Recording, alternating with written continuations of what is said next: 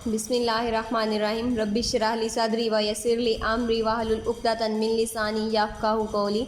अस्सलाम वालेकुम students, hopes you will be fine. Today 15 July 2020 Wednesday, our diary is physical properties and uses of metals, book page number 47 से 48 half plus subjective question number 3 उसका part 1 जो है वो हम करेंगे। So let's start.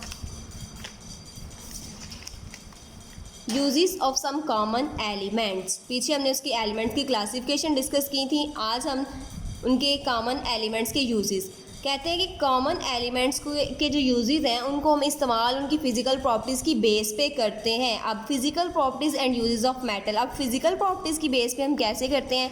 Metals are widely used in our everyday life due to their physical properties, कहते हैं कि हमारी डेली की लाइफ में मेटल्स का ज़्यादातर इस्तेमाल उनकी फ़िज़िकल प्रॉपर्टीज़ की वजह से होता है। फिज़िकल प्रॉपर्टीज़ मैंने आपको पिछले लेक्चर में भी बताया था कि उनकी अपीयरेंस जो होती है उनको कहते हैं कि वो हमें नज़र कैसी आती हैं। अब सबसे पहली उसकी फ़िज़िकल प्रॉपर्टी है स्टेट, यानी कि किस हालत में पाई जाती हैं मेटल्स। ये भी हमने पीछे उनकी प्रॉपर्टीज़ में डिस्कस किया था कि मोस्टली मेटल्स हमारे पास सॉलिड स्टेट में होती हैं। सॉलिड यानी कि वो हार्ड होती हैं, लेकिन कुछ मेटल्स हमने कहा था कि वो हमारे पास लिक्विड स्टेट में भी पाई जाती हैं, जैसे कि हमारे पास मरकरी है। कहते हैं और mercury is found in liquid state, लेकिन जो मरकरी है वो हमारे पास लिक्विड स्टेट में पाया जाता है। मरकरी मैंने जो थर्मामीटर नहीं होते, थर्मामीटर में जो लिक्विड यूज़ होता है उसको मरकरी कहते हैं। तो ये अपनी स्टेट की वजह से भी इनका डेली लाइफ में यूज़ होता है कि ये किस फेज़ में पाई जाती हैं। सॉलिड की वजह से, सॉलिड का भी आगे हम देखेंगे। लिक्विड होने की वजह से ये थर्मामीटर में जो मरकरी यूज़ होता है उसके तौर पे यूज़ होती हैं। उसके बाद हार्डनेस, सख्तपन की वजह से, most metals are hard solid, बहुत ज़्यादा सख्त होती हैं जिसकी वजह से हम इनको यूज़ करते हैं। फॉर एग्जांपल आयरन है, जो लोहा है, आयरन है, आयरन से हम स्टील बनाते हैं। क्यों? क्योंकि उसकी प्रॉपर्टी है कि वो हार्ड होता है। फिर उस स्टील को हम किस में यूज़ करते हैं? रेल्स, ये जो रेलवे ट्रैक्स होते हैं, ब्रिजेस, पुल वगैरह बनाने में, शिप्स वगैरह बनाने में। उसके बाद गर्डर, ये जो बीम्स वगैरह नहीं जिसके डलते, उनमें भी ये यूज़ होता है ये iron steel. Surgical instrument and utensil, surgical instrument जितने भी ऑपरेशन के लिए यूज़ होते हैं इंस्ट्रूमेंट्स। उसके बाद यूटेंसिल, जितने भी बर्तन हैं, बर्तन भी मोस्टली स्टील के होते हैं। तो वो क्यों मेटल यूज़ होती हैं? ये वाली हार्डनेस की वजह से, ये इनकी फ़िज़िकल प्रॉपर्टी है। अब लस्टर, लस्टर कहते हैं शाइन, चमक को। अब चमक की वजह से भी हम मेटल्स को यूज़ करते हैं, इनकी फ़िज़िकल प्रॉपर्टीज़ है ना, देखने में शाइन करती हैं।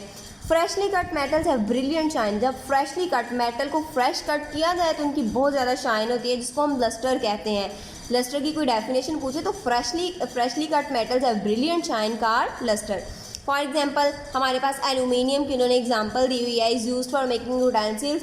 अब एलुमिनियम को हम यूज़ करते हैं बर्तन बनाने में एंड पिक्चर्स फ्रेम्स और फोटो फ्रेम बनाने में due to its lustre shine की वजह से। ठीक है, ये भी इसकी प्रॉपर्टी है ना कि बहुत ज़्यादा उनकी शाइनिंग होती है, इस वजह से हम उनको इन कामों में यूज़ करते हैं। Gold and silver are use to make ornaments because of their shine. अब गोल्ड और सिल्वर है, सोने और चांदी को हम क्यों यूज़ करते हैं? Are use to make ornaments, सजावट के लिए। ऑर्नामेंट्स कहते हैं सजावट के लिए इनको यूज़ करते हैं क्योंकि उनकी भी शाइन होती है। तो अब melting and boiling point, melting कहते हैं किसी चीज़ के पिघलने को एंड बॉइलिंग पॉइंट कहते हैं किसी चीज़ के वो वाला पॉइंट जिस पे कोई चीज़ बॉयल होती है। तो melting and boiling point metals के हाई मेल्टिंग बॉइलिंग पॉइंट्स होते हैं, यानी कि इनको थोड़ी सी हीट मिले तो ये बहुत जल्दी मेल्ट होना शुरू कर देते हैं या बॉयल करना शुरू कर देते हैं। इसीलिए हम जो किचन में बर्तन यूज़ करते हैं मोस्टली स्टील के बर्तन यूज़ करते हैं ताकि वो ज़्यादा जल्दी गर्म हो जाए, उनमें खाना आसानी से पक सके। Metals have high melting and boiling point due to this property iron, copper and aluminium are use to make kitchen utensils. आपने देखा होना है कि किचन में जितने भी बर्तन इस्तेमाल होते हैं या तो आयरन के होते हैं या कॉपर के होते हैं या फिर एल्यूमिनियम के होते हैं।